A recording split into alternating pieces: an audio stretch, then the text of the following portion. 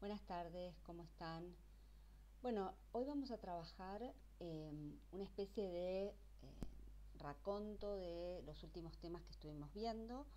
Nos vamos a parar hoy ya en la mirada desde la psicología social, desde la mirada de Pichon Rivière en cuanto a esto de lo que sucede en los grupos, ¿no? Lo que sucede en los grupos que están atravesados por estas fantasmáticas que vimos con anterioridad y que tiene que ver con los diferentes grupos en supuestos básicos como nos trajo Bion o las diferentes fantasmáticas que nos trajo Didier Ansier.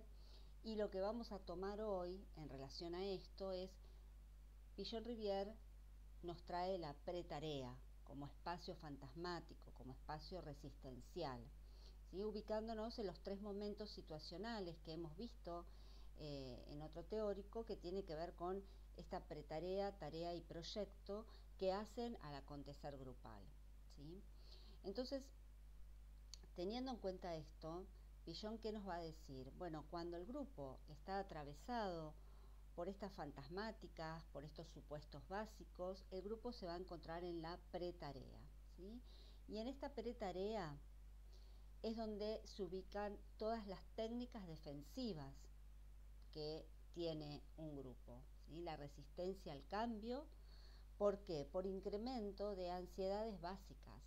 El miedo a la pérdida y el miedo al ataque se hacen presentes de manera concreta a través de la resistencia al cambio, ¿sí? A través del no poder generar un proyecto, el no poder abordar la tarea, ¿sí? Todos estos obstáculos que aparecen en la pretarea y que están atravesados por estas fantasmáticas.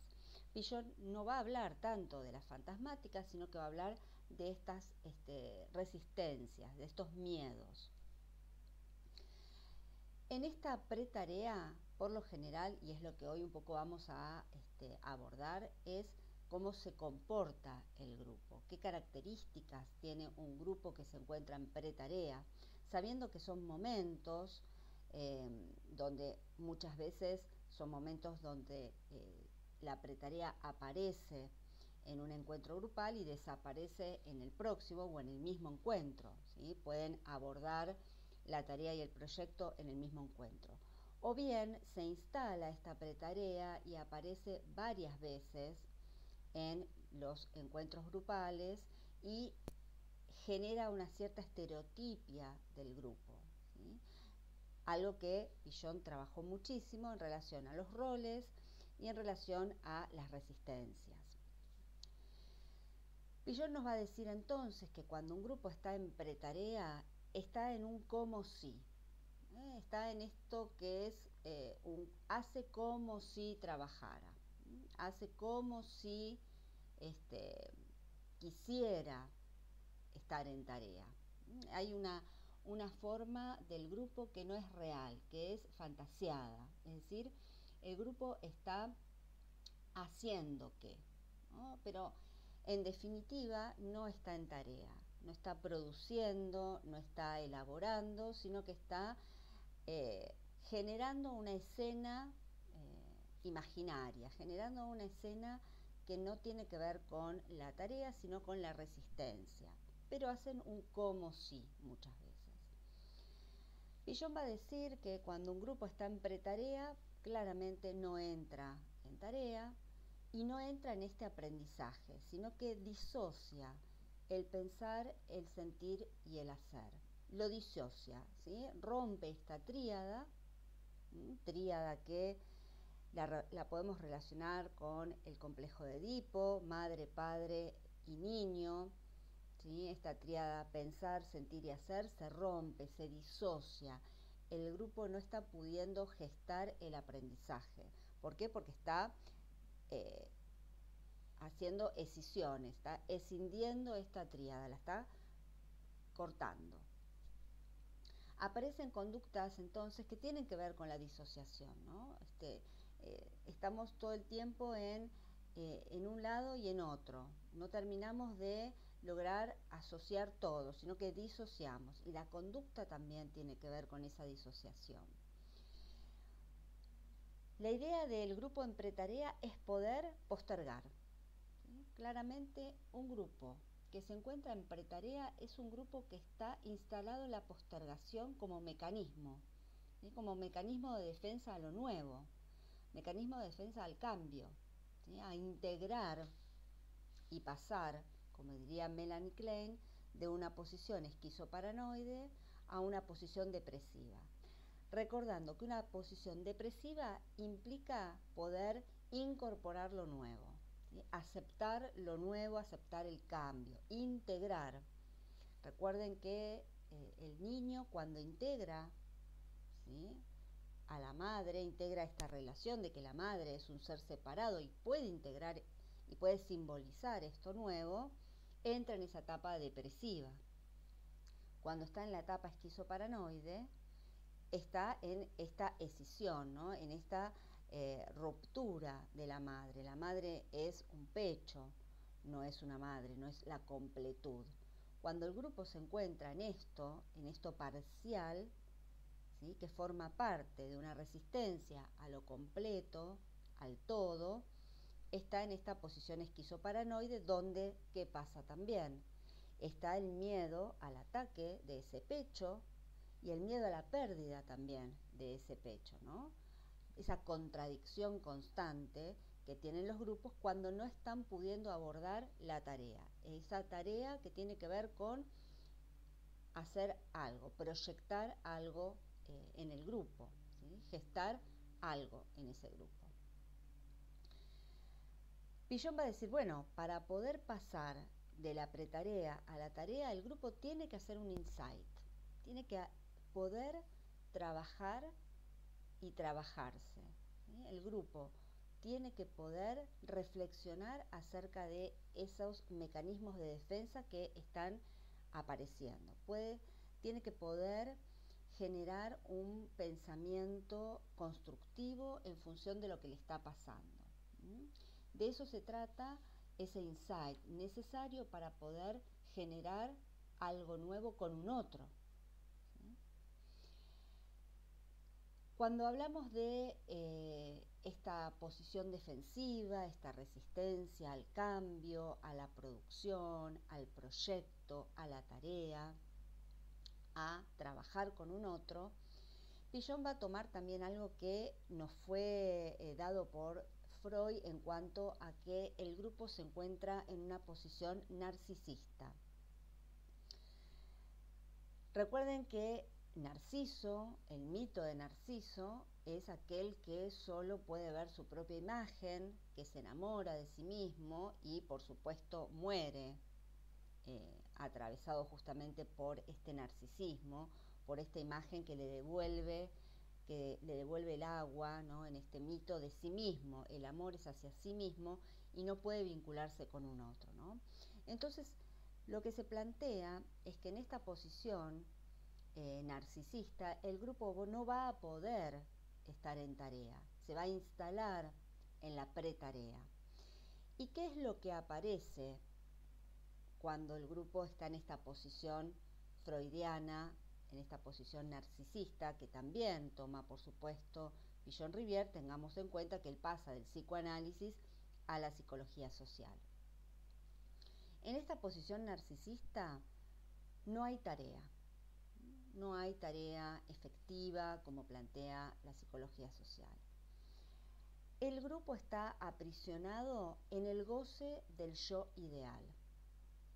Es interesante esto de pensarlo. El yo ideal, que tiene que ver con la construcción del yo que plantea Freud cuando él dice, bueno, en esta segunda tópica que plantea Freud, donde aparecen las instancias del yo, del superyo y el ello, que están todo el tiempo relacionándose, por eso son instancias, aparece esto que tiene que ver con la identificación, ¿sí?, como una de las funciones del yo y como una necesidad de construcción del yo. Para que el yo se vaya construyendo, esta personalidad del yo necesita la identificación. Y ahí va a aparecer este yo ideal y el ideal del yo. Este juego de palabras que utiliza Freud.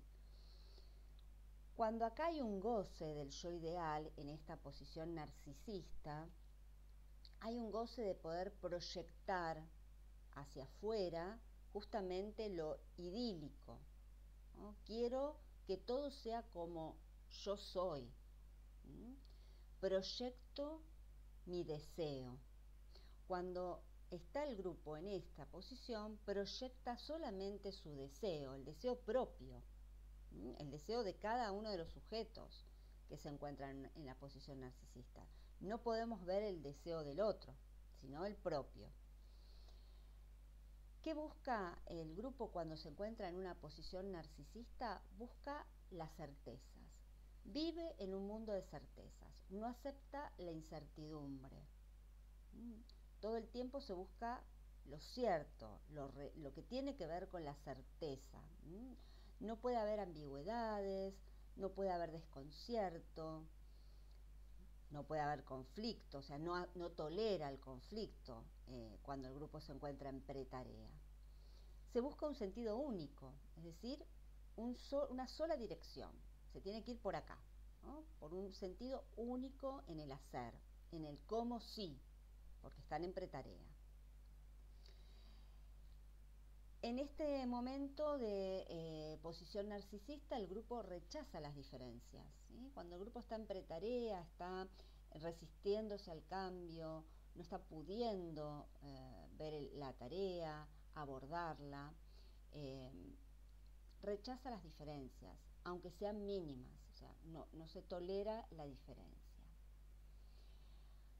Por lo tanto, cuando están en este como sí de la tarea, no hay una producción real. O sea, hay un como sí, hacemos que entendemos, hacemos que estudiamos, hacemos que elaboramos, pero no hay una producción real, sino que hay un como sí y por lo tanto no hay un proceso de aprendizaje.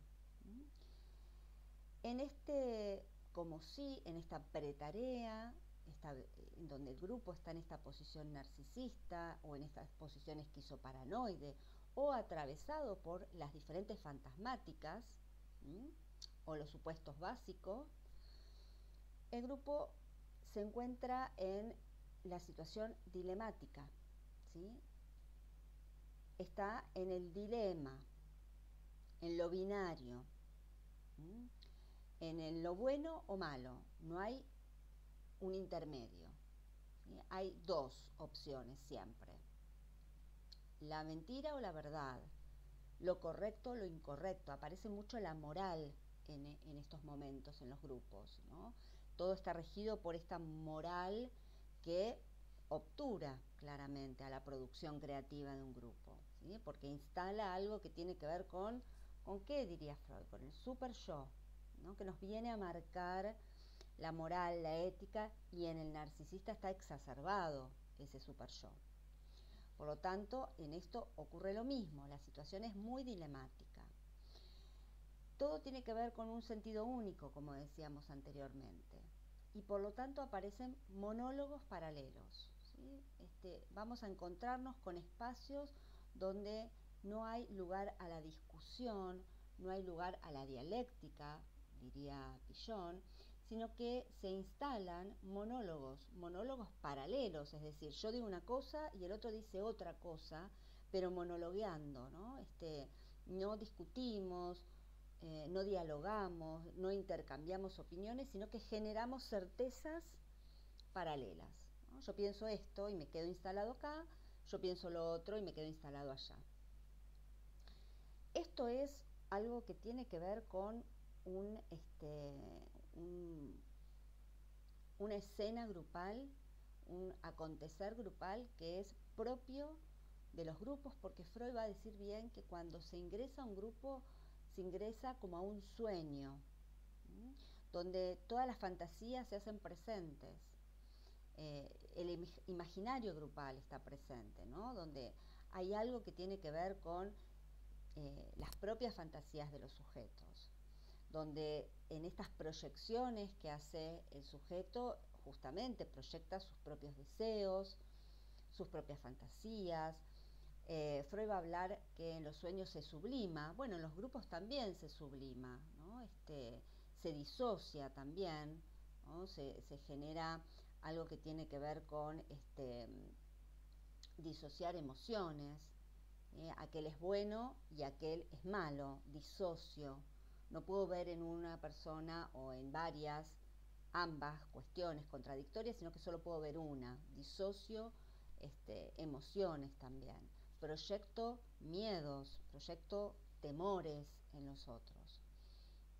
Sublimo también en el grupo aquello que no tolero, aquello que me genera conflicto. Todo tiene un sentido único y todo va para un mismo lado.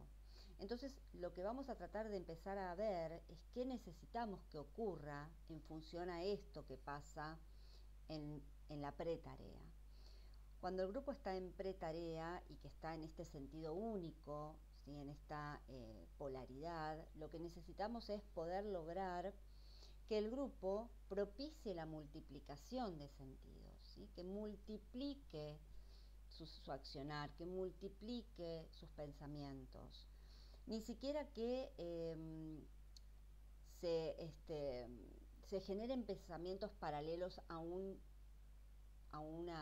situación o a otra, sino que se multipliquen, ¿no? Que pueda aparecer una gran posición, una gran escena multiplicadora. Y esto sucede cuando el grupo empieza a aceptar las diferencias, ¿sí? Cuando esto ocurre, el grupo está empezando a salir de la pretarea y empezando a conectarse con la tarea, con la posibilidad.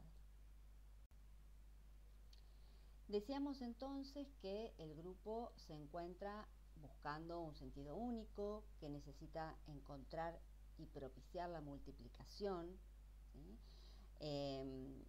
En psicodrama, por ejemplo, hay algo que existe que se llama la multiplicación dramática, que tiene que ver con multiplicar a partir de una escena diferentes escenas creadas a partir de una, ¿no? Multiplicar, generar más, ¿sí? No menos, más, más opciones, más miradas frente a un hecho, muchas más, ¿no? Esto de poder que cada integrante de un grupo pueda tener el espacio creativo dentro de un grupo, el espacio de poder decir su parecer y dialogar y discutir y problematizar la situación, ¿sí?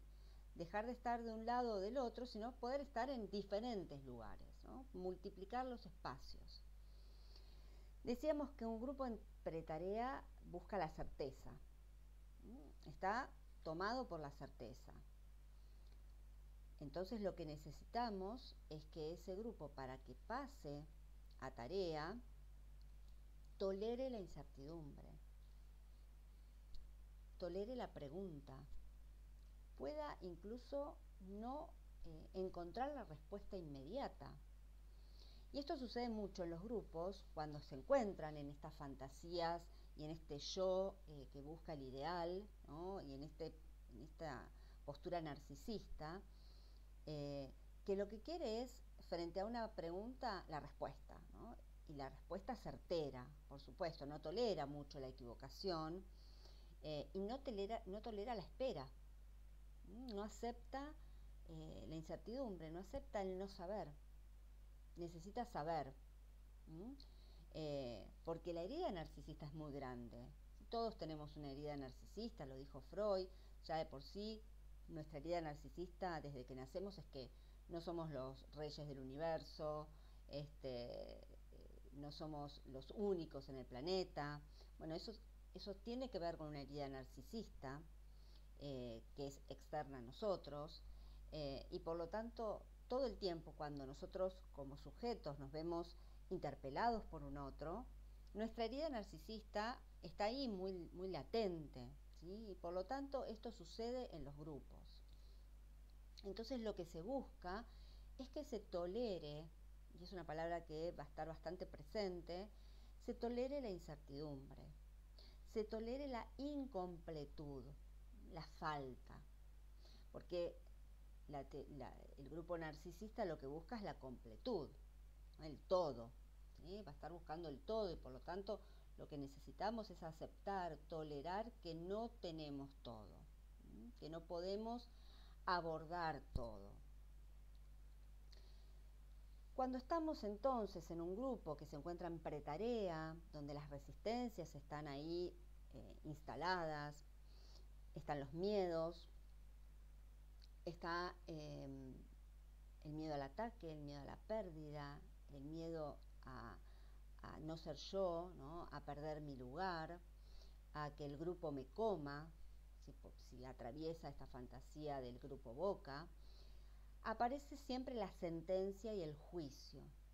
La sentencia y el juicio es una característica de la pretarea, en lugar de el espacio a las preguntas, al discernimiento, a la interpelación, sino que sentencia. Un grupo en pretarea sentencia, pone juicios, dice esto es así, esto es asá, vos sos esto, vos sos lo otro.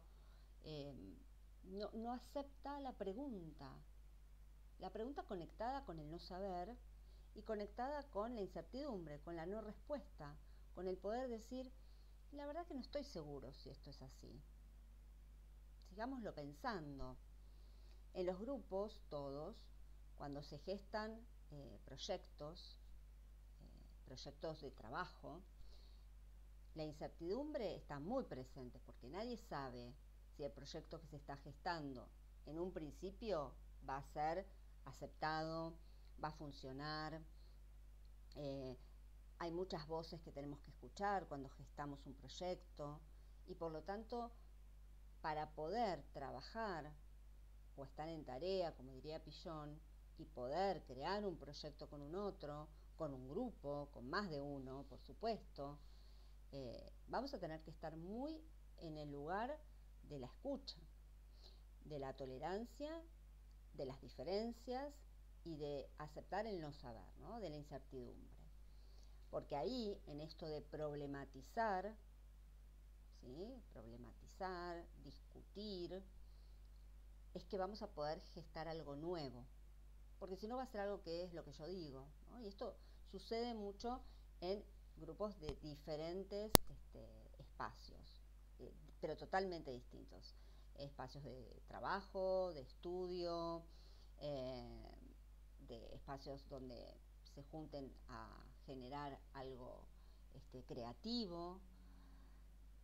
Cuando se instala el narcisismo como espacio único, no se escuchan las voces y por lo tanto no se tolera lo nuevo, no se tolera la construcción con el otro. Cuando yo puedo problematizar sobre un problema, cuando ustedes trabajen, se problematiza mucho porque cuando uno trabaja en una comunidad, en un barrio, en una institución, lo que se busca es justamente problematizar las cuestiones que se traen a la mesa de trabajo y no escuchar una voz que dé la certeza de la solución, ¿no? Que imparta una única mirada, ¿sí? Ahí estamos en pretarea. Si escuchamos a un otro en cualquier grupo de trabajo que impone qué hay que hacer, es porque el grupo está en pretarea, no está pudiendo abordar y problematizar. Y es una manera de resistirnos y es una manera ¿de qué? De dar mayor espacio a entrar en tarea, ¿no? Dejar la tarea a un lado y dejar que lo haga otro, dejar que suceda y no entramos en el aprendizaje. Aparece entonces la dicotomía, ¿no? Esto de qué hago, esto o lo otro, y no aparece la problematización cuando estamos en pretarea. Aparece el dilema, ¿sí? Blanco o negro, se hace lo que yo digo o no se hace, por ejemplo, o es como yo quiero o no es, o incluso cuando se arman proyectos escritos, ¿no? Es difícil ver, bueno, quién hace qué cosa, eso forma parte de también un aprendizaje. Falta de discernimiento, o sea, cuando el grupo está en pretarea no puede discernir, no puede ver más allá de lo que está sucediendo, ¿no? No puede como comprender. Y disocia nuevamente el sentir, el pensar y el hacer. Hay una disociación en este espacio. ¿Qué se busca entonces para pasar a la tarea? Bueno, propiciar justamente el juego del sentir, pensar y hacer, introducir la complejidad, ¿no? La variedad, salir de lo binario para pasar a lo diverso. Hoy en día está muy de moda la palabra diversidad. Bueno, tiene que ver con esto, salir de lo binario, de la lógica binaria, y entrar en la lógica de la diversidad, de lo complejo. Cuando nos encontramos en pretarea, queremos todo lo inmediato, porque tiene que ver con ese yo, con ese principio que no está relacionado con la realidad, sino que está relacionado con el principio de placer, donde lo único que quiero es satisfacer el placer de manera inmediata. Por eso vamos a hablar de inmediatez, queremos la respuesta instantánea, resolver rápido, pasar, no queremos sufrir, ¿no? Queremos estar en un espacio de sufrimiento, queremos estar en un espacio de total placer. Recuerden también que Pillon lo dice, entrar a un grupo es entrar, es algo regresivo, nos sentimos como niños, y un niño lo que quiere es que cumplir sus deseos, y si no se pone caprichoso. Bueno, esto sucede también con los grupos, necesitamos todo ese placer, ese principio de placer se instala, pero cuando pasamos a estar en tarea, tenemos la capacidad de la demora, y que cada vez, y más en estos tiempos, la demora es un valor fundamental para los grupos, para los coordinadores, para quienes formamos parte de los grupos, poder instalar la demora, ¿no? Esto de poder decir, espero,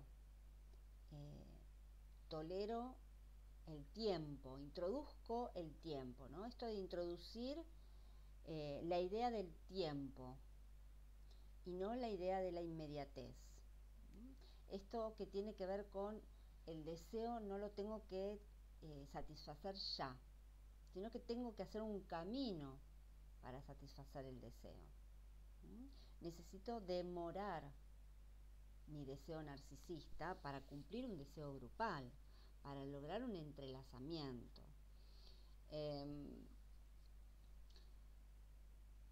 Cuando estamos en pretarea, aparece el deseo como algo ajeno. Pareciera que no es del grupo, es de otro, ¿sí? Es ajeno a uno. No se encuentra un deseo común. Casi no hay deseo.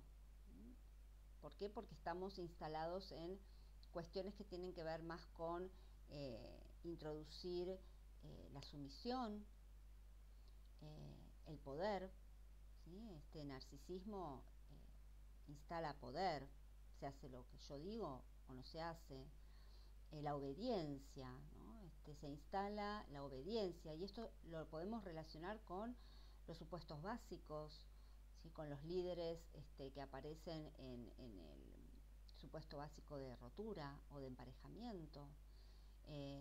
En las fantasmáticas de Alcier también aparece mucho el poder, la sumisión, la obediencia, porque forman parte de esa fantasía donde hay un otro que va a resolver, entonces me voy a ser sumiso frente a ese otro que resuelve, entonces me quedo en otro lugar que tiene que ver con la obediencia, ¿no? Con esto de obedecer al otro. Entonces, lo que necesitamos en esta instancia es que el grupo pueda primero conectarse con el deseo, con ese deseo que es ajeno, hacerlo propio, hacerlo del grupo, tener apetito, nutrirnos con el deseo, encontrar esa nutrición, nutrirnos con el grupo pero positivamente.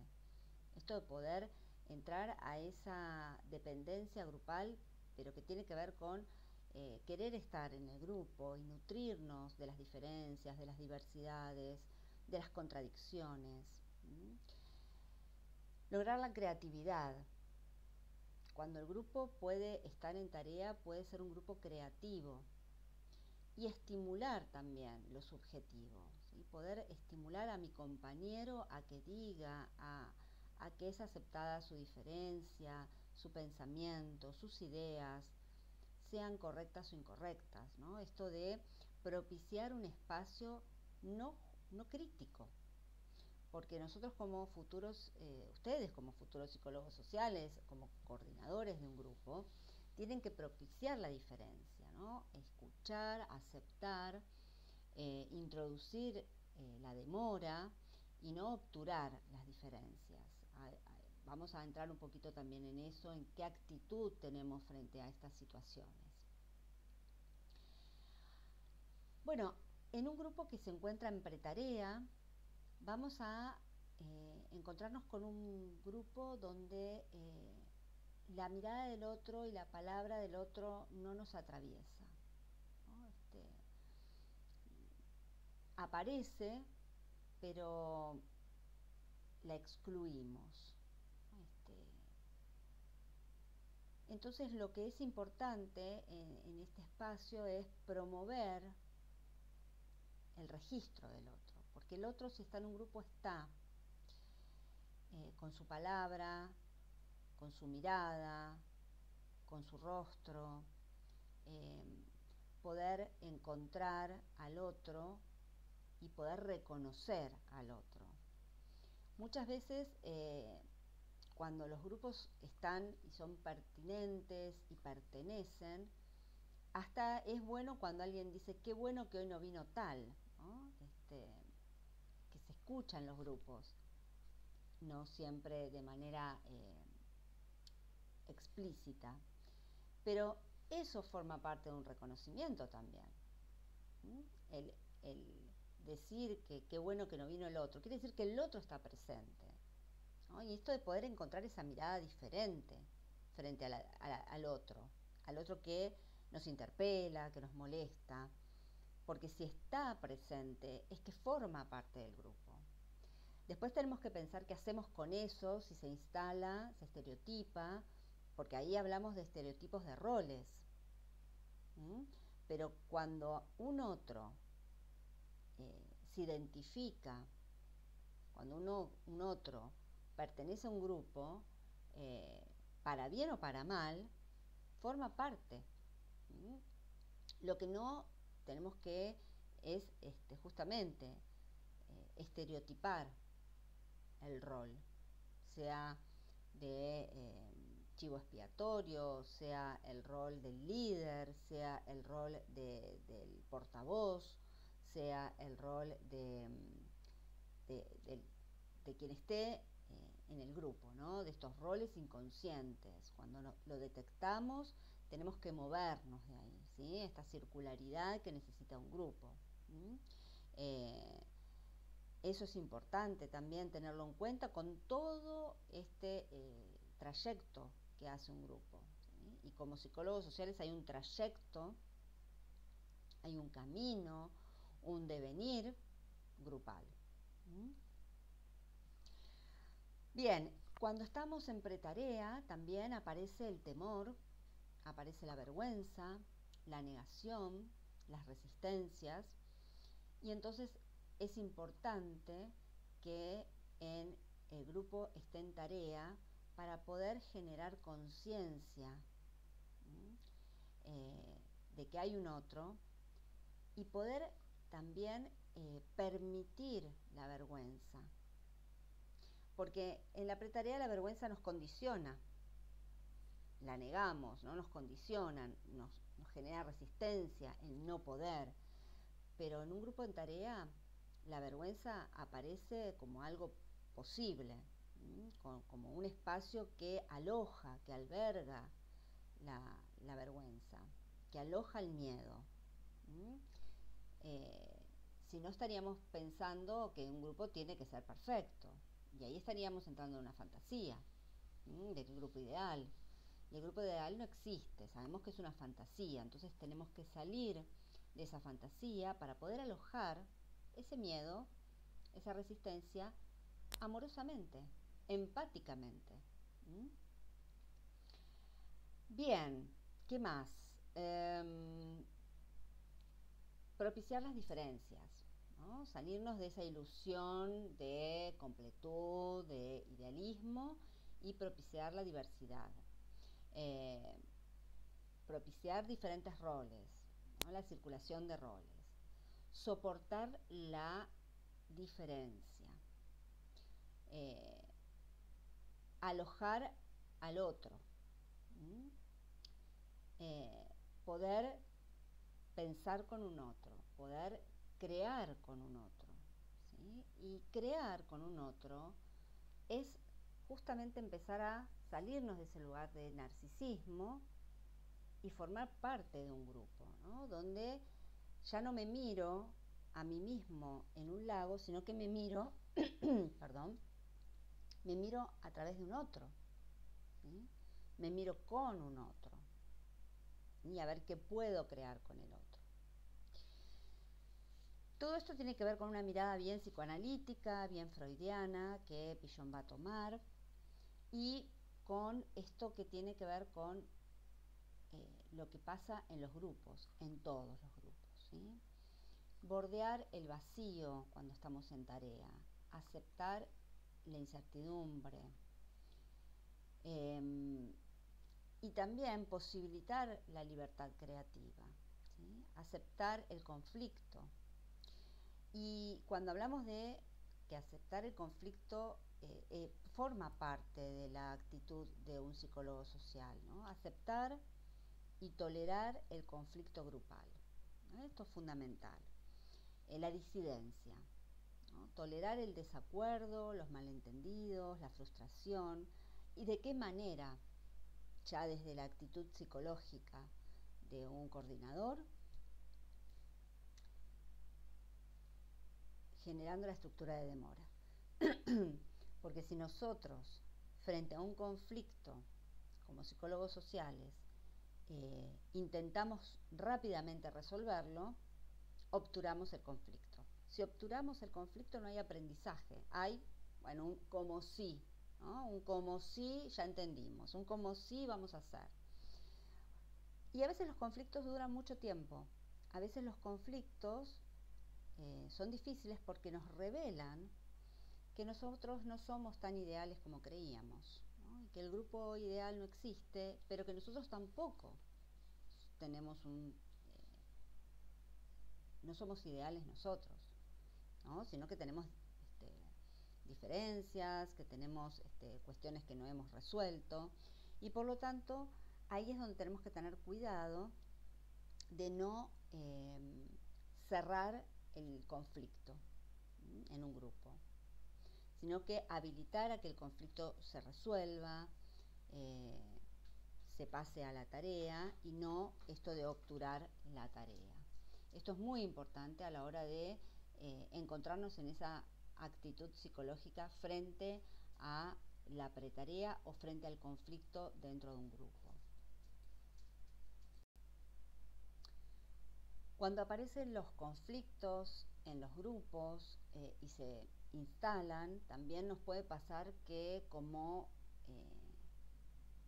coordinadores, ya pensando en este rol que se puede desempeñar, o como integrantes de un grupo, lo personal, la historia personal, también nos genere algo en relación a ese conflicto y no podamos abordarlo, ¿sí? Y entonces, ¿qué sucede? Bueno, sucede que empezamos a clasificar el conflicto, ¿no? Empezamos a cerrar el conflicto, ¿sí? A intentar que termine rápidamente, y no permitimos que fluya, ¿sí? Que justamente aparece la implicancia. Cuando estamos muy implicados porque algo de ese conflicto tiene que ver con nosotros, necesitamos aún más trabajar la distancia óptima. ¿Para qué? Para no limitar el conflicto, ¿sí? Para dar la posibilidad de que el conflicto se resuelva, pero se resuelva desde la mirada del grupo, no desde la dirección del coordinador, estableciendo, bueno, se hace esto, lo otro o lo otro, ¿no? Y pasamos a otra cosa, sino que hay que propiciar que se pueda trabajar el conflicto.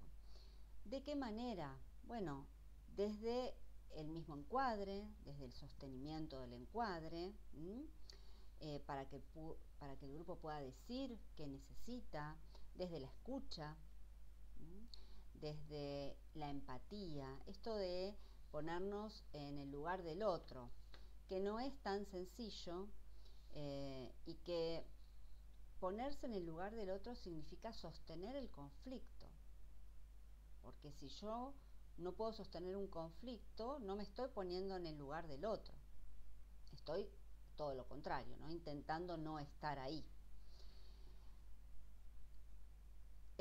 Ponerse en el lugar del otro implica la estructura de demora, esto que hablábamos del tiempo, ¿no? De poder trabajar el tiempo, la inmediatez, esto de no estar queriendo que ya se resuelva, ¿no? Ese es un ideal que todos queremos, ¿no? Nadie quiere pasar por un conflicto, todos lo queremos resolver de manera rápida para poder, bueno, salir adelante, pero ponerse en el lugar del otro es también mantener una estructura de demora. No cortar el conflicto, porque cortar un conflicto no es aprender del conflicto, sino es esto, obturarlo. Ponerse en el lugar del otro es no controlar el conflicto también, no controlar a un otro, ¿no? Acompañarlo, aunque uno no esté de acuerdo, porque muchas veces nos va a pasar que uno no va a estar de acuerdo con lo que se está debatiendo, y por lo tanto uno tiene que acompañar y no querer controlar y no apurarse. Es fundamental también esta actitud de no apurarnos frente a lo que sucede. Parece difícil, parece casi intolerable, pero tiene que ver fundamentalmente con el aprendizaje. Piaget va a decir que necesitamos esta adaptación activa, y esto es el aprendizaje, la adaptación activa a la realidad desde nuestra subjetividad, desde nuestro mundo interior, con nuestros propios dilemas, ¿sí? Y poder ahí trabajar con un otro, entendiendo las diversidades, las diferencias, y saliendo de ese lugar narcisista del cual nos habla Freud, que nos hace encontrarnos en pretarea. ¿Cómo lo vamos a hacer? Bueno, no es tan sencillo claramente, pero Piaget, ¿qué va a decir? Nuestro ecro es lo que más nos va a permitir sentirnos libres dentro de un grupo. Nuestro esquema conceptual referencial operativo. Esta capacidad que tenemos de poder no solo trabajar desde la teoría que nos sostiene, sino también desde nuestras capacidades y actitudes. Entonces, el ecro, el concepto referencial, operativo, ¿sí? Referencial, que tiene que ver con nuestras vivencias, pero también con nuestros aprendizajes, es lo que nos va a permitir ser libres dentro de un grupo, poder opinar, poder aceptar la diferencia, poder sentirnos con miedo, pero ese miedo ponerlo en palabras, ¿sí? Pensemos que Piaget va a traer el psicoanálisis a la psicología social. ¿Y el psicoanálisis qué nos dice? El psicoanálisis nos propone poner en palabras aquello que nos genera un síntoma, un dolor, ¿sí? Un trauma, va a decir Freud.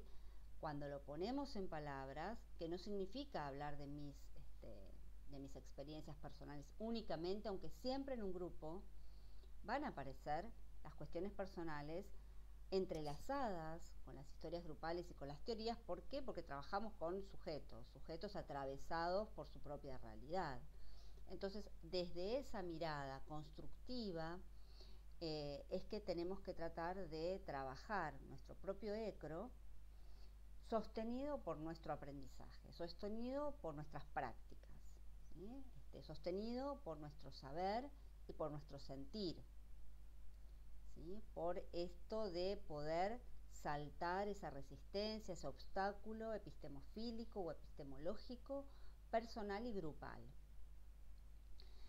Piaget va a plantear entonces que a partir de este ecro podemos trabajar podemos abordar estas resistencias, ¿sí?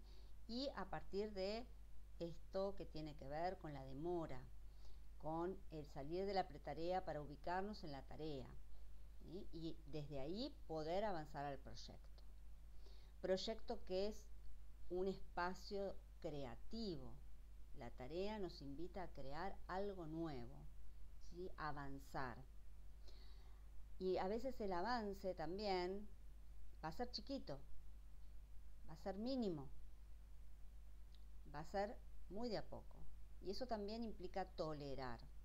Tolerar que no siempre los grupos van a avanzar de manera exponencial, ¿no? Para terminar siendo el grupo ideal.